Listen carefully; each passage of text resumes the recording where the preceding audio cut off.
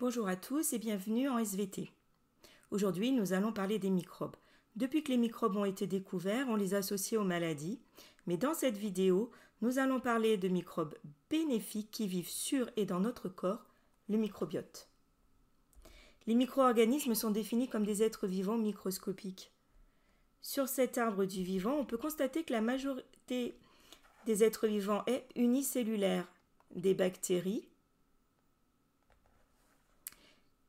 les archées, qui sont des genres de bactéries à part, et chez les eucaryotes, des champignons et des animaux qu'on appelle les protozoaires. Les virus sont à part parce qu'ils ne correspondent pas à la définition du vivant. On définit le microbiote comme étant l'ensemble des micro-organismes qui vivent sur notre peau et dans notre corps. Il y a donc différents microbiotes. Le microbiote cutané.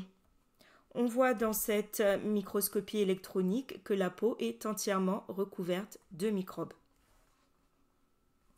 Le microbiote intestinal.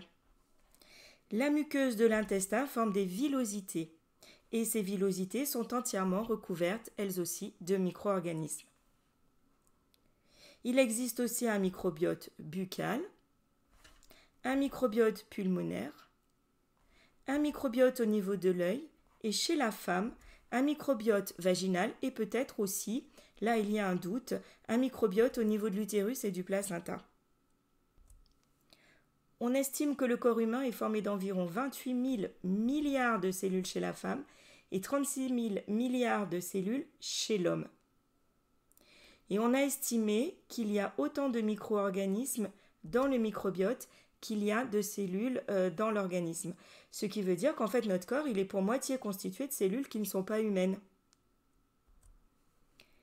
Le microbiote le plus important est le microbiote intestinal. Les micro-organismes du microbiote intestinal sont essentiellement des bactéries, mais on observe aussi des champignons, des protozoaires et même des virus qui parasitent les bactéries.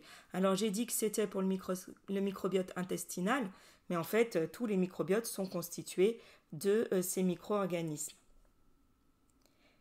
Chez un même individu, le microbiote présente une grande diversité. Il est différent selon les organes. Sur ce document qui représente le microbiote cutané, on peut voir en regardant les camemberts que la représentation est différente d'un camembert à l'autre. Il n'y a pas les mêmes genres de bactéries selon les zones de la peau. De même, le microbiote est différent d'un individu à l'autre. En fait, le microbiote, c'est comme les empreintes digitales. Chaque humain possède un microbiote qui lui est propre. En résumé, le microbiote est formé par l'ensemble des très nombreux micro-organismes hébergés au sein de l'organisme. Il n'a pas la même composition selon les organes et il est caractéristique d'un individu.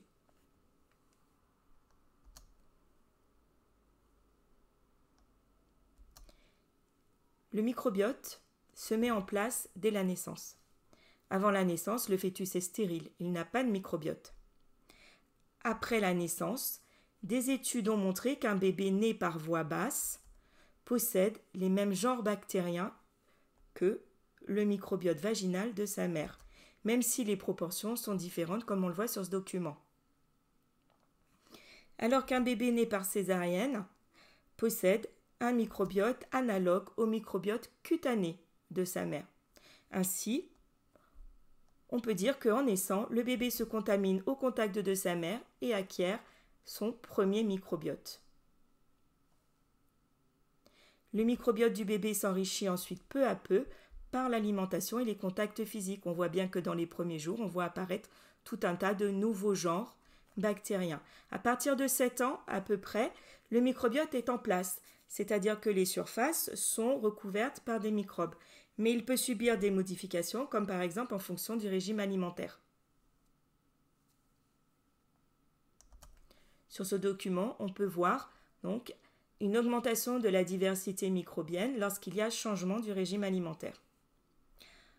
En conclusion, le microbiote s'acquiert à la naissance par contact avec la mère. Il change ensuite au cours du temps sous l'effet de divers facteurs, comme par exemple le lieu de vie On ne croise pas les mêmes microbes, les contacts, selon les personnes que l'on rencontre, les traitements médicamenteux, en particulier les antibiotiques, bien évidemment l'alimentation. Le microbiote peut s'enrichir par l'alimentation et les contacts, ou bien être diminué là par les traitements antibiotiques ou par l'hygiène excessive.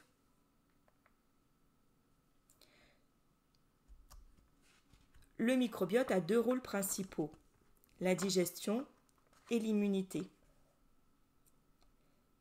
Le microbiote joue un grand rôle dans l'immunité contre les agents pathogènes.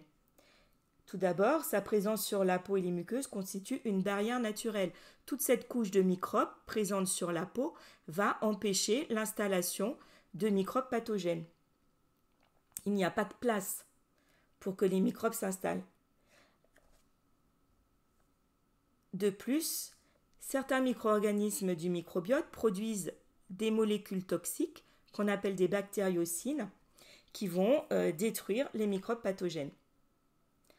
On a pu démontrer que les personnes qui ont un microbiote équilibré et diversifié, ils ont une immunité plus efficace, en plus d'avoir une immunité barrière, une meilleure santé, ils ont moins d'allergies et moins de problèmes d'inflammation de l'intestin.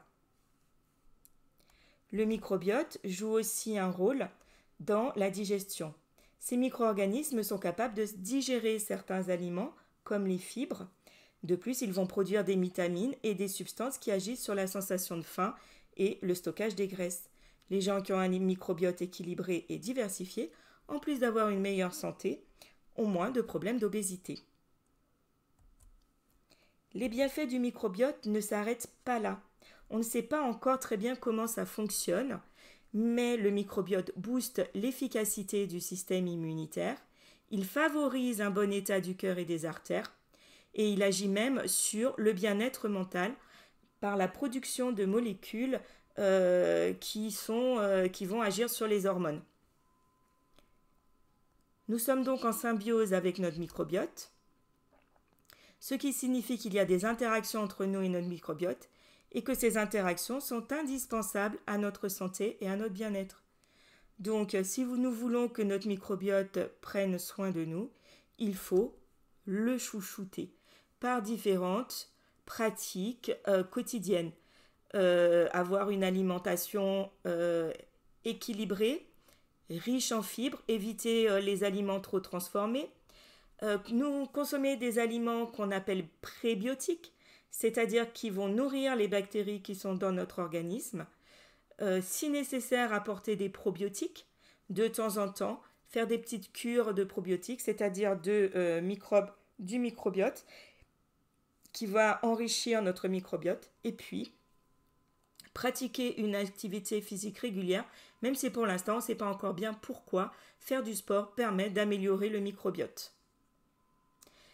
Si vous voulez approfondir sur le sujet, je vous mets en lien sous cette vidéo 2 articles qui sont très intéressants.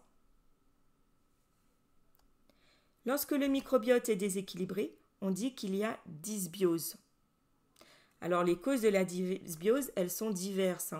Donc les polluants, au niveau pulmonaire, il y a dysbiose par la consommation de tabac. L'alcool est un mauvais élément aussi pour le microbiote. Et puis l'alimentation peut modifier le microbiote. On a tous entendu parler de gens qui, après un voyage à l'étranger, ont été malades par la consommation d'eau ou d'aliments qui sont pour eux inhabituels.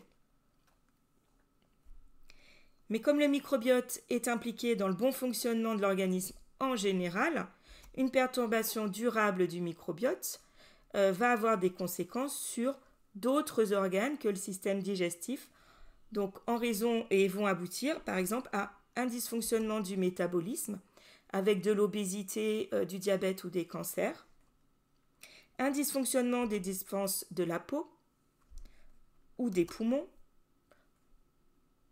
ou du système cardiovasculaire, mais aussi des dysfonctionnements au niveau du cerveau. Des études ont démontré que l'autisme, par exemple, pourrait être en lien avec une dysbiose du microbiote intestinal.